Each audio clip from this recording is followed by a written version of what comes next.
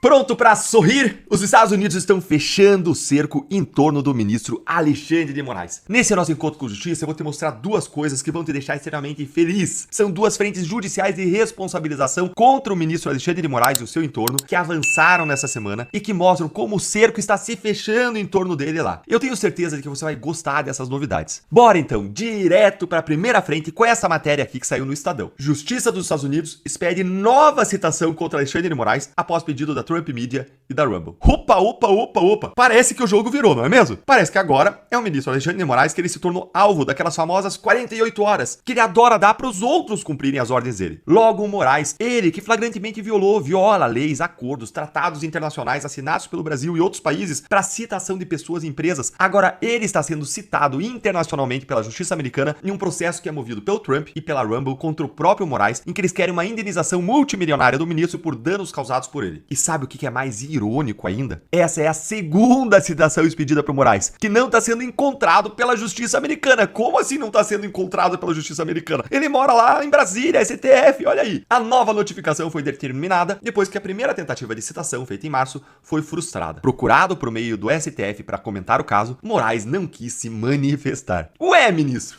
Por acaso o senhor tá fugindo da justiça americana? O senhor vai se juntar àquele grupo de foragidos da justiça, de quem se evade da justiça pra não ser citado, é isso? Gente, a terra plana ela não gira, ela capota. Isso aqui é engraçado demais. Por acaso o Moraes tá com medo de alguma coisa? Um medinho? Eles que falavam que não tinham medo dos Estados Unidos, será que o Moraes tá com medinho de alguma coisa? Tá achando que os direitos dele de repente não vão ser respeitados por lá? Que ele não vai ter direito a advogado, acesso a autos sigilosos, não vai ter acesso a ampla defesa, talvez não vai ter uma apelação, como os réus do 8 de janeiro e os demais no seu tribunal não têm direito? Calma, ministro, calma, que lá é Estados Unidos, lá não é bananil, não. Lá não tem inquéritos secretos há 6 anos. Lá tem império da lei, lá tem rule of law, é o berço do rule of law. Lá tem Estado democrático de direito de verdade, viu? Então pode ficar tranquilo, que não é porque o presidente americano que tá te processando que você não vai ter um tratamento justo lá, não. Lá é democracia mesmo. Lá não é tirania judicial, lá é governo da lei, não governo de pessoas. Aqui, no Brasil, hoje vive outra coisa, né? Completamente diferente. Aqui é governo de pessoa, aqui não tem lei, mas não é isso a que você está acostumado, não, Moraes. Mas eu acho que a justiça americana, ela tinha que aplicar aí uma certa reciprocidade com o Moraes. O que vocês acham? Me digam aí nos comentários. Afinal de contas, o Moraes ele foi citar o X pelo próprio X, pela rede social.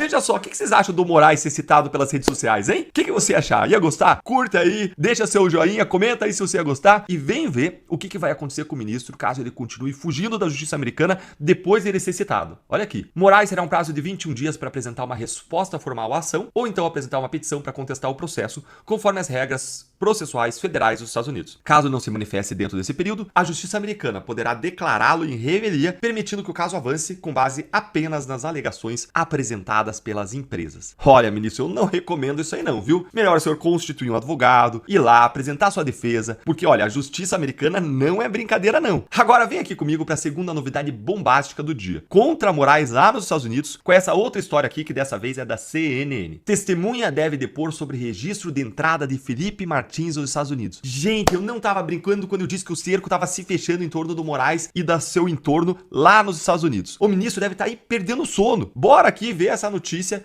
que é muito boa. Uma testemunha com acesso técnico aos sistemas da agência responsável pela segurança alfandegária e migratória dos Estados Unidos deverá depor em julho para tentar ajudar a detalhar de que forma que foi inserido no sistema o registro de entrada nos Estados Unidos em nome de Felipe Martins, que é datado de 30 de dezembro de 2022. Ou seja, existe um registro lá no sistema, mas o Felipe Martins não entrou e tem um registro como se ele tivesse entrado. E agora, essa testemunha vai fornecer detalhes técnicos de como que isso pode ter inserido indevidamente aí no sistema. A expectativa é a de que por meio dessas ações seja provada que foi inserida no registro de entrada e saída de pessoas dos Estados Unidos a informação falsa de que Felipe Martins deu entrada no país no dia 30 de dezembro de 2022. O que todo mundo agora sabe que não aconteceu, tá mais do que provado por várias provas que ele apresentou, registro de Uber, passagem aérea no Brasil, uma série de coisas aqui. Mas esse registro falso, essa informação falsa, acabou ajudando a embasar a sua prisão e posterior indiciamento pela Polícia Federal no inquérito da chamada trama golpista. Martins ficou preso preventivamente por 6 meses em razão desse registro. Gente, não foi qualquer prisão, não. Ele ficou preso ilegalmente e de forma dupla, uma ilegalidade dupla. Não só porque ele não tinha viajado, mas porque ele não teve uma denúncia contra ele apresentada dentro de 5 dias, de 35 dias. Tem um prazo para denúncia. Ele não pode ficar preso 100 meses sem denúncia. Só se tivesse denúncia, aí ele poderia eventualmente ficar preso. Mas sem denúncia de jeito nenhum, e não teve. E agora a gente sabe o porquê que ele ficou preso tanto tempo, mesmo sem denúncia, depois que as mensagens do Cid vieram à tona nessa última semana. Era para pressionar, para colaborar. Bora ler mais, que só melhora. A expectativa de aliados de Martins é comprovar que a obtenção e o uso desses dados por autoridades brasileiras violou tratados de cooperação jurídica internacional que regulam o intercâmbio legal de informações entre os dois países. Além disso, seus interlocutores avaliam que as potenciais revelações da testemunha possam fazer com que o caso chegue às instâncias como o Departamento de Justiça dos Estados Unidos, Congresso americano